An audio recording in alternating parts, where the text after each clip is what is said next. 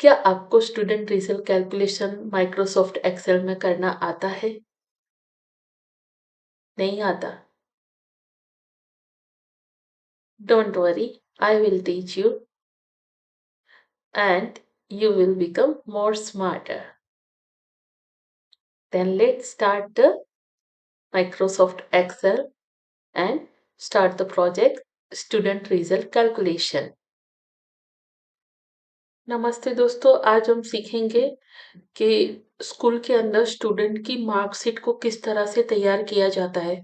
तो सबसे पहले हम स्टार्ट बटन पे क्लिक करेंगे, एक्सेल के ऊपर क्लिक करेंगे, वहां पे हम ब्लैंक वर्कबुक ले लेंगे।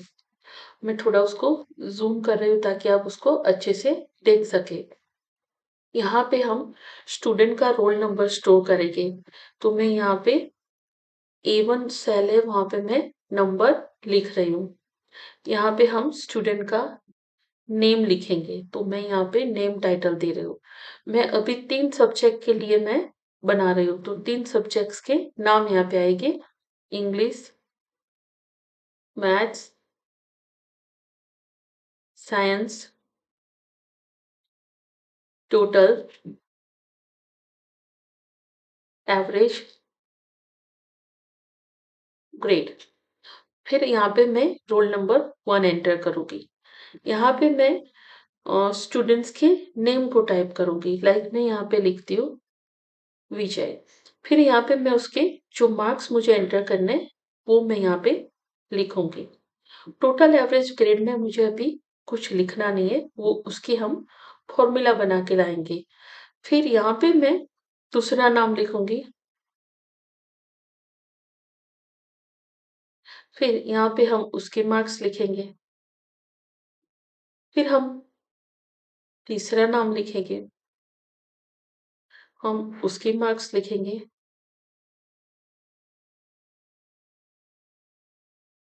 अलग अलग नाम आप ले सकते हो। यहाँ पे मैं उसके मार्क्स लिखूंगी और लास्ट में हम एक और नाम ऐड कर लेते, उसके मार्क्स हम यहाँ पे रखेंगे। तो ये मेरा स्टूडेंट का जो डेटा है वो मैंने टाइप किया। अब सबसे पहले हम क्या सीखेंगे कि सीक्वेंस में नंबर कैसे जनरेट करने हैं। तो जहाँ पे 1 नंबर लिखा है वहां पे मैं जाऊंगी और मुझे वहां पे सीक्वेंशियल नंबर चाहिए। तो यहाँ पे एक आपको डॉट दिख रहा होगा, तो जहाँ पे जो 1 लिखा है उसके एकदम बिल्कुल कॉर्नर पे, यहाँ पे जहाँ पे मैंने माउस पॉइंटर रखा है वहां पे आपको पॉइंटर रखना है।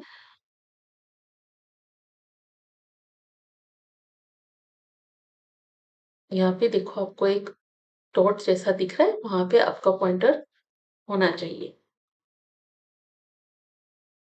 तो वहां पे आप ले जाओगे तो माउस का पॉइंटर भी चेंज हो जाता है। उस वक्त माउस को आपको क्लिक करना है और कंट्रोल के साथ उसको ऐसे खींचना है, तो आपको सीक्वेंस में नंबर मिल जाएंगे।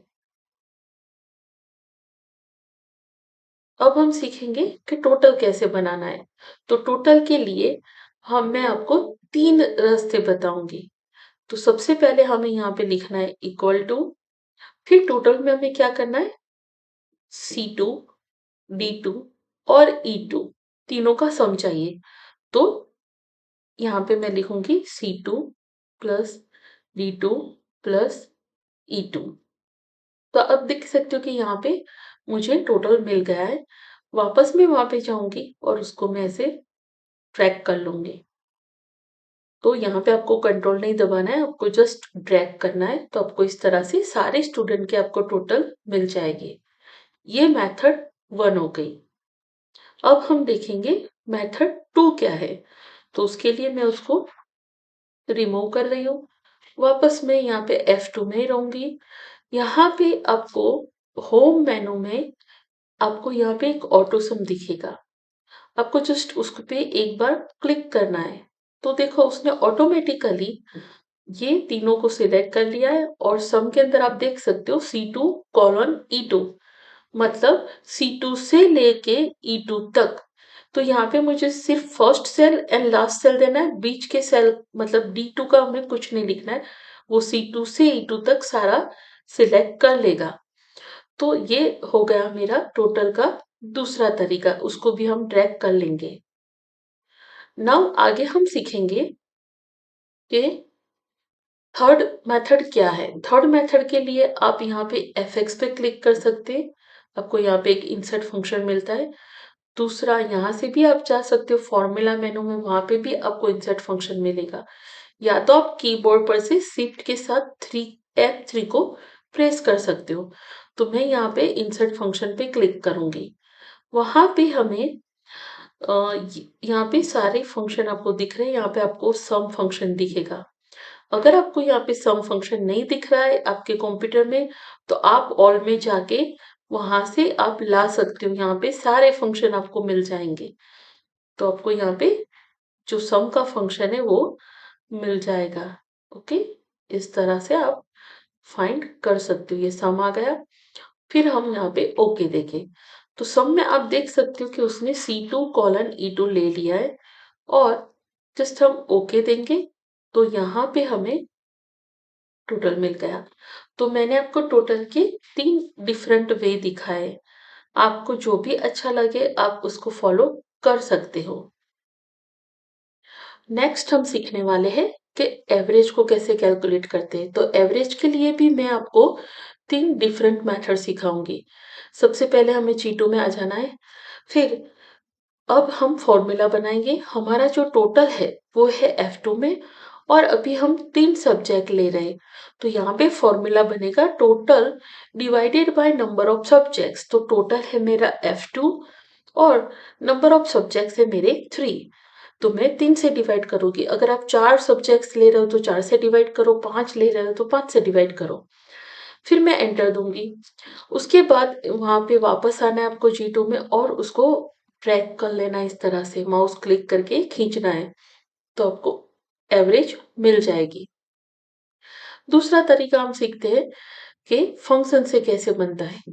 तो यहाँ पे आप इंसर्ट फंक्शन में जा सकते हो। वहां पे आपको एक एवरेज करके फंक्शन मिलेगा। अगर यहाँ पे नहीं मिलता है तो आप ऑल में जाके ला सकते हो। एवरेज में हमें क्या करना है, पहला सब्जेक्ट्स और लास्ट सब्जेक्ट्स देना है। तो पहला सब्जेक्ट है मेरा C2 में, लास्ट है मेरा E2 में। बट यहाँ पे आप देख सकते हो कि C2:F2 बता रहा है, मतलब वो टोटल को भी इंक्लूड कर रहा है। बट हमें टोटल को इंक्लूड नहीं करना है, हमें ओनली सब्जेक्ट्स के मार्क्स का ही एवरेज निकालना है। तो हमें यहाँ से लेके इतना सिलेक्ट करना है, तो अपने आप वो फॉर्मूला चेंज हो जाएगी। ओके देना है और उसको वापस से हमें ट्रैक करना है, तो हमें यहाँ पे एवरेज मिल गई। थर्ड मेथड मैं आपको दिखा रही हूँ। उसके लिए हम होम मेनू में जाएंगे। जो ऑटो सम है उसके बाजू में आपको एक एरो की तरह दिख रहा है, वहां पे आप क्लिक करो। वहां पे आप एवरेज ले लो। उसमें अगेन आप C2 से E2 तक का सिलेक्शन कर लो और एंटर दे दो। तो आपको अगेन एवरेज मिल जाएगी। तो यहाँ पे आई होप कि तीनों मेथड आपको समझ में आ गई होगी। आपको जो भी मेथड अच्छी लगती है आप सिर्फ उसी को फॉलो कर सकते हो। अब हम सीखेंगे ग्रेड बनाना। तो ग्रेड में मैं आपको 4 अलग-अलग तरह के केस से मैं सिखाने वाली हूँ। सबसे पहले मैं एकदम सिंपल बेसिक कंडीशन से स्टार्ट करूंगी, और फिर मैं आपको कॉम्प्लिकेटेड कंडीशन तक ले जाऊंगी, ताकि आप उसको स्टेप बाय स्टेप अच्छे से समझ सके। मान लो अभी हम इस तरह से ग्रेड देना चाहते हैं कि जिसकी भी एवरेज, अब देख सकते हो एवरेज यहाँ पे है, जिसकी भी एवरेज 35 से कम है हम उसको फेल करना चाहते हैं। बाकी 35 या 35 से ऊपर है उन सबको हम पास करना चाहते हैं। तो यहाँ पे हमें पहले H2 में आना है। अब हम जाएंगे, यहाँ पे आपको fx लिखा है वहां पे जाना है। वहां पे आपको if फंक्शन लेना है। if फंक्शन लेके आप ओके कर दो। वहां पे आपको 3 चीजें देनी है। पहला है लॉजिकल टेस्ट, जहां पे आपको अपनी शर्त रखनी है। हमारी शर्त क्या है कि जिसकी भी एवरेज लेस देन 35 हो वो फेल है। तो हमारी एवरेज है G2 में, तो पहले हम लिखेंगे G2 लेस देन 35। अगर ये कंडीशन सही है तो हमें क्या चाहिए, वैल्यू ऑफ ट्रू में लिखना है। तो अगर ये कंडीशन सही है तो वो स्टूडेंट फेल होगा। और अगर वो कंडीशन सही नहीं है, मतलब स्टूडेंट के मार्क्स 35 से कम नहीं है, तो वो पास होगा। फिर हम ओके करेंगे और उसको ऐसे खींच लेंगे। तो यहाँ पे हम सीखे कि इफ कंडीशन को किस तरह से रखा जाता है। बट इस कंडीशन का एक ड्रॉबैक है।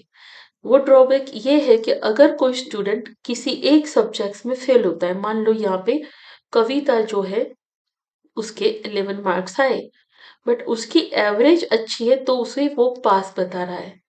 तो नेक्स्ट स्टेप में हम सीखेंगे कि सब्जेक्ट वाइज कंडीशन हम किस तरह से रखेंगे। अब हम देखेंगे कि सब्जेक्ट वाइज चेकिंग कैसे करते हैं। तो यहाँ पे अभी हमारे पास 3 सब्जेक्ट्स हैं, इंग्लिश, मैथ्स और साइंस। मुझे तीनों में ये देखना है कि तीनों में से किसी में भी स्टूडेंट फेल नहीं होना चाहिए। मतलब अगर कि कोई इंग्लिश में फेल है तो भी वो फेल होना चाहिए, मैथ्स में फेल है तो भी होना चाहिए और साइंस में भी। हो सकता है कोई स्टूडेंट 2 में फेल हो सकता है कोई स्टूडेंट 3 में फेल हो। तो हमें एक में भी फेल हो तो उसका रिजल्ट फेल ही चाहिए, चाहे उसकी एवरेज ज़्यादा क्यों नहीं है। जैसे कि आप लास्ट केस में देख रहे हो कि उसकी एवरेज अप्रोक्सीमेट 70 है, फिर भी वो पास बता रहा था। अब सब्जेक्ट वाइज चेकिंग जो करना है, तो 3 सब्जेक्ट्स हैं तो हमें 3 इफ लेने पड़ेंगे। बट मैं आज आपको उसका शॉर्टकट तरीका बताऊंगी कि मैं पूरी चीज एक ही इफ से आपको करके बताऊंगी। चाहे 3 सब्जेक्ट हो या तो 10 सब्जेक्ट्स क्यों नहीं है, आपको ज्यादा इफ की जरूरत नहीं पड़ेगी। तो सबसे पहले हम वो देखेंगे कि कोई भी स्टूडेंट है उसका मिनिमम मार्क्स कितना है। तो जैसे कि आप पहले में देख सकते हो, विजय के मिनिमम मार्क्स है 11, अजय के मिनिमम मार्क्स है 33, यहाँ पे गीता के मिनिमम मार्क्स है 55। तो हमें पहले वो देखना है कि मिनिमम मार्क्स जो है वो 35 से कम है तो वो स्टूडेंट फेल होगा। तो यहाँ पे हम मिनिमम फंक्शन का यूज करेंगे। तो मिनिमम फंक्शन का हम इफ के अंदर यूज करेंगे। कैसे करना है वो मैं आपको दिखाती हूँ। तो हम पहले जाएंगे एफ में, यहाँ पे हम इफ ले लेंगे और ओके कर देंगे। यहाँ पे हम लिखेंगे मिनिमम। अब मिनिमम हमें किस चीज का चाहिए, पहले सब्जेक्ट से लेके लास्ट सब्जेक्ट मतलब C2 से लेके E2 तक। तो हम यहाँ पे C2 कॉलन E2 लिखेंगे, फिर ब्रैकेट खत्म कर देंगे। अगर मिनिमम 35 से कम है तो वो स्टूडेंट फेल होगा। तो यहाँ पे मैं लिखूंगी फेल और यहाँ पे मैं लिखूंगी पास, फिर मैं ओके दे दूंगी और उसको मैं ड्रैग कर लूंगी। तो अब आप देख सकते हो कि जो कविता है उसके परसेंटेज, उसकी एवरेज ज्यादा है, बट वहां पे उसका जो ग्रेड है वो फेल दिखा रहा है। तो आई होप आपको ये समझ में आ गया होगा। अब हम सीखेंगे कि A B C D A+ ऐसी अगर मुझे ग्रेड देने हैं तो वो मैं किस तरह से दे सकती हूँ। तो नेक्स्ट जो स्टेप है हमारा वो रहेगा, हमें जो ग्रेड देना है उसमें हमें अलग अलग कैटेगरी, जैसे कि अगर 0 से 35 के बीच में एवरेज है तो हमें उसे फेल करना है, 35 से 40 के बीच में है तो हमें उसे डी ग्रेड देना है, 40 से 50 के बीच में अगर किसी की ग्रेड आती है तो हमें सी देना है, 50 से 60 के बीच में हम बी ग्रेड देना चाहते, 60 से 70 के बीच में हम ए ग्रेड देना चाहते और 70 से ऊपर चाहे कितने भी उसे हम A+ ग्रेड देना चाहते हैं। अब यहाँ पे आप देख सकते हो कि यहाँ पे ये 0 है वो लोअर है और 35 उसकी अपर लिमिट है। ऊपर वाले की जो अपर लिमिट है वो नीचे वाले की लोअर लिमिट बन रही है। मतलब यहाँ पे 35 है वो यहाँ पे आ गए। उसी तरह से यहाँ पे जो 40 अपर लिमिट है वो नीचे की रेंज में लोअर लिमिट बन रही है। यहाँ पे भी आप देख सकते हो कि ऊपर जो 50 अपर लिमिट है वो नीचे की लोअर लिमिट है। तो हमें जब एक्सेल के अंदर टेबल बनाना है हमें लोअर लिमिट देखनी है, मतलब 0, 35, 40, 50, 60, 70 उस तरह से हमें उसकी डेटा को एंटर करना है। कैसे करना है वो मैं आपको सिखाती हूँ। तो उसके लिए हम वापस से एक्सेल में जाएंगे और ये हमारी एक्सेल की सीट है, वहां पे हम चले गए। अब यहाँ पे हम इसको रिमूव कर देंगे। अब एक्सेल की जो सीट है उसमें नीचे हम यहाँ पे एक टेबल बनाएंगे। नीचे में यहाँ पे आप नीचे कहीं पे भी बना सकते हो। मैं यहाँ पे एवरेज लिखूंगी, देन हम लिखेंगे ग्रेड। फिर एवरेज में मैं लोअर लिमिट से स्टार्ट करूंगी। पहले मैं 0, उसके बाद 25, उसके बाद 40, उसके बाद 50, उसके बाद 60 और उसके बाद मेरी लास्ट लिमिट थी 70 की। अब 0 से लेके 35 के बीच में है, उसके लिए मुझे यहाँ पे ग्रेड लिखनी है, वो होगा फेल। उसके बाद आएगी डी ग्रेड, फिर सी, फिर आएगी बी ग्रेड, फिर आएगी ए और फिर आएगी ए प्लस। नेक्स्ट स्टेप रहेगा हमें इसे कुछ नाम देना है, तो उसके लिए मैं उसे सिलेक्ट करूंगी। फिर फॉर्मूलाज मेनू है, वहां पे जाना है, डिफाइन नेम में जाना है। आप यहाँ पे इस एरिया का कोई भी नाम दे सकते हो, जैसे कि मैं यहाँ पे मेरा नाम दे रही हूँ और फिर मैं ओके कर दूंगी। तो यहाँ पे मैंने क्या किया, जो रूल्स थे वो मैंने यहाँ पे एक वर्टिकल टेबल में तैयार कर दिए। अब उसका मैं यहाँ पे यूज करूंगी ग्रेड देने में। तो उसके लिए हमें फंक्शन यूज करना है वी लुकअप। वी लुकअप के लिए आपको इंसर्ट फंक्शन में जाना है। आप यहाँ से भी जा सकते हो, यहाँ से भी जा सकते हो। वहां से हमें सिलेक्ट करना है वी लुकअप। अगर आपको यहाँ पे वी लुकअप नहीं दिखाई देता तो आप ऑल में जाके ला सकते हो। तो वी लुकअप हम सिलेक्ट करेंगे, फिर ओके देंगे। अब हमें लुकअप वैल्यू क्या देना है, तो आप टेबल में देख सकते हो कि हमने नीचे ही टेबल में एवरेज और ग्रेड दोनों चीजें दी है। तो हमें जो फर्स्ट वाला कॉलम है एवरेज, वो पहले स्टूडेंट का एवरेज कहाँ पे वो देखना है, वो हमारी लुकअप वैल्यू होगी। तो एवरेज जो है वो है G2 में। उसके नीचे टेबल एरे है, वहां पे मैंने वो जो एरिया का नाम दिया था वो नाम देना है, वो नाम मैंने दिया था रोजी। उसके बाद कॉलम इंडेक्स में मुझे यहाँ पे एक कॉलम है और ये तो हमारा दूसरा कॉलम है, तो कॉलम इंडेक्स में हम देंगे 2 और फिर हम यहाँ पे कर देंगे ओके और फिर हम उसको ड्रैग कर लेंगे। तो आप देख सकते हो कि यहाँ पे स्टूडेंट की जो ग्रेड है वो आ गई। तो ये वी लुकअप का फंक्शन था जिसे हम सीखे किस तरह से इम्प्लीमेंट करना है। नेक्स्ट स्टेप में हम देखेंगे कि यहाँ पे आप देख सकते हो कि वी लुकअप में यहाँ पे जो कविता है वो फेल है, फिर भी यहाँ पे ए दिखा रहा है। तो हमें सब्जेक्ट वाइज चेकिंग के साथ हमें वी लुकअप करना है, तो किस तरह से करना है, तो उसके लिए हम क्या करेंगे कि जो हमने फॉर्मूला बनाई है, इक्वल टू साइन के बाद का जो पार्ट है वो हम सिलेक्ट करेंगे और उसे हम कॉपी कर लेंगे। देन यहाँ पे हम जो हमारा फॉर्मूला है उसे हम रिमूव कर देंगे। जो भी हमारा डेटा है वो पूरा हम रिमूव कर देंगे। यहाँ पे नीचे भी जो हमने फॉर्मूला यूज की थी उसे हम डिलीट कर देंगे। तो यहाँ पे पहले हम जाएंगे एफएक्स में, फिर हम सिलेक्ट करेंगे इफ। यहाँ पे सब्जेक्ट वाइज चेकिंग के लिए हम अगेन मिनिमम का यूज करेंगे। मिनिमम में पहला जो हमारा सब्जेक्ट है वो है C2 में और जो हमारा लास्ट सब्जेक्ट है वो है E2 में।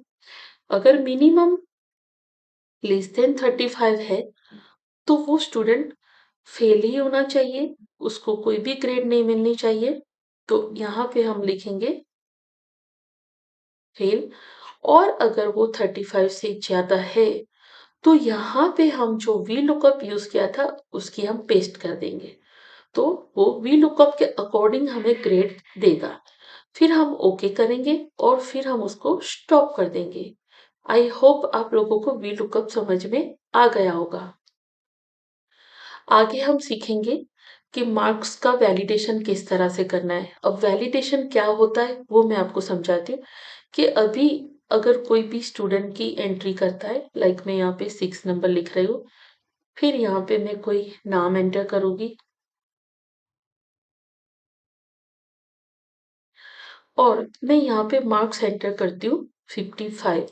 बट अगर गलती से मैं यहाँ पे एक नंबर ज्यादा लिखती हूँ तो उसने एज ए नंबर एक्सेप्ट कर लिया, बट मार्क्स की जो रेंज है वो 0 से 100 के बीच में है, तो ये मार्क्स वैलिड नहीं है।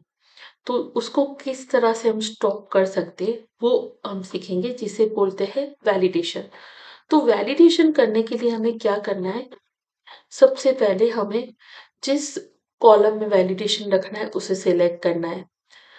आप एक के साथ मल्टीपल कर सकते हो इस तरह से, चाहे तो आप एक का भी कर सकते हो। तो मैं अभी आपको एक कॉलम का करके दिखाती हूँ।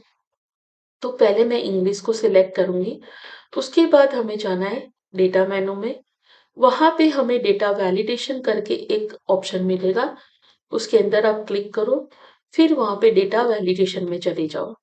यहाँ पे आपको मिलेगा एनी वैल्यू, वहां पे आपको होल नंबर रहना है। फिर मिनिमम, स्टूडेंट के मिनिमम मार्क्स 0 हो सकते हैं और मैक्सिमम 100 हो सकते हैं, वो हम लिखेंगे। फिर हमें एरर अलर्ट करके जो टैब है वहां पे क्लिक करना है। फिर अगर गलती से कोई एंटर करता है तो उसको हमें एक प्रॉपर मैसेज देना है, वो हम लिखेंगे यहाँ पे इनवैलिड मार्क्स।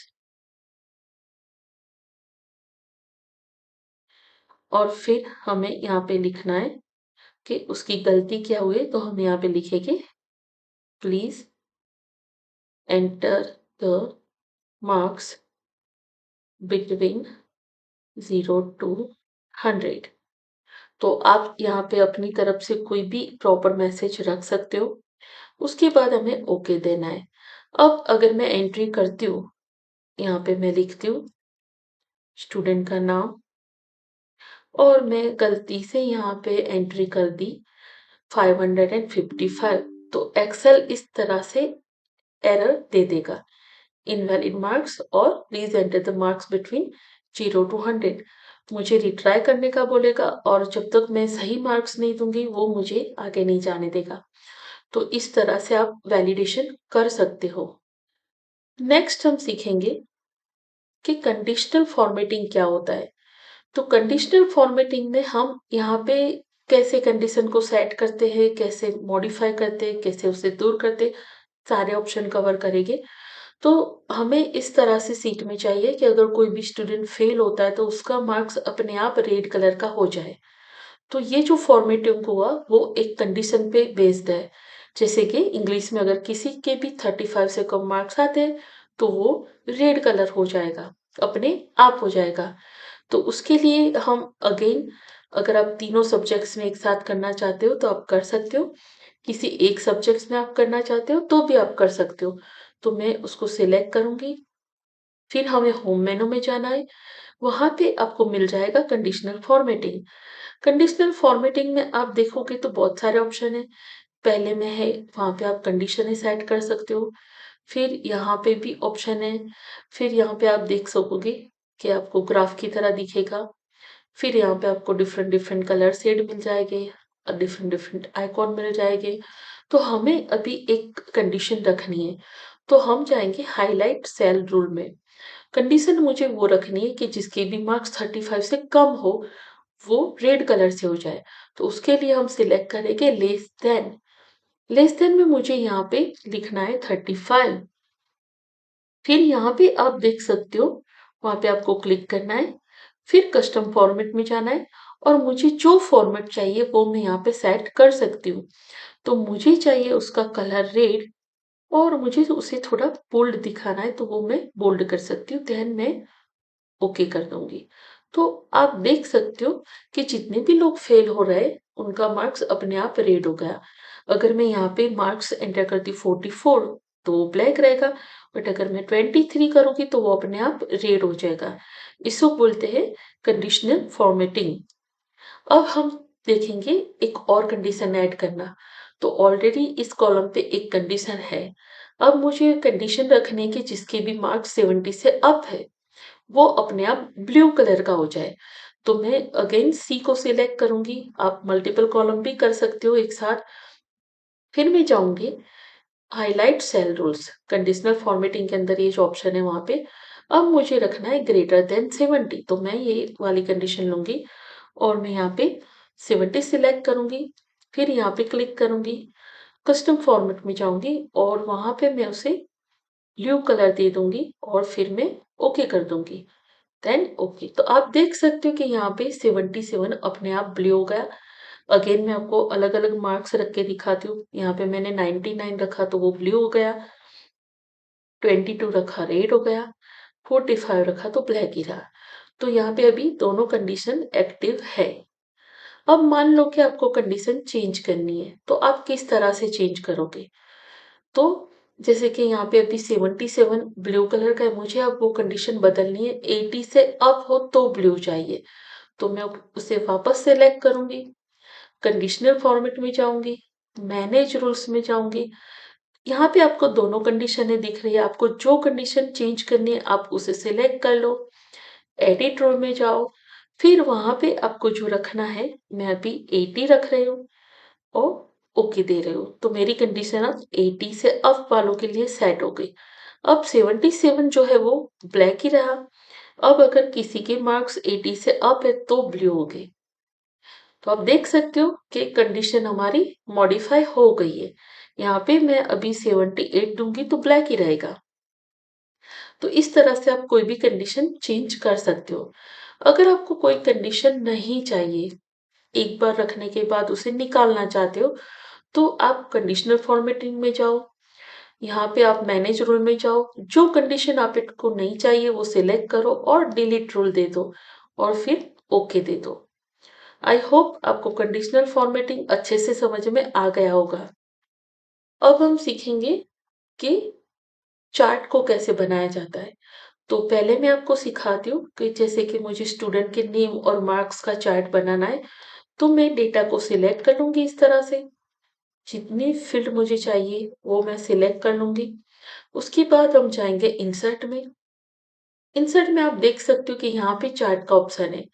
यहाँ पे आपको तरह तरह के चार्ट मिल जाएंगे, आप कोई भी तरह का चार्ट ले सकते हो। मैं ये वाला सिलेक्ट करती हूँ। तो आपको देखो यहाँ पे सारे स्टूडेंट के नेम और उनकी जो मार्क्स थे उसके अकॉर्डिंग आपको ये चार्ट मिल गया है। तो ये था हमारा चार्ट। अब मान लो कि आपको नेम और टोटल का चार्ट बनाना है, जो कि दूर है कॉलम, बीच में और भी कॉलम आ रहे हैं, तो उसका कैसे बनेगा? तो मुझे पहले नेम को सिलेक्ट करना है, उसके बाद कीबोर्ड पर से कंट्रोल की को दबाना है और फिर टोटल को सिलेक्ट करना है और फिर मैं इंसर्ट में जाऊंगी और आप जो भी चार्ट पसंद करते हो वो आप ले सकते हो। मैंने ये ले लिया। तो यहाँ पे आप देख सकते हो कि ये अलग अलग कॉलम का चार्ट बन के आपको मिल गया। आई होप आपको ये वीडियो अच्छा लगा होगा।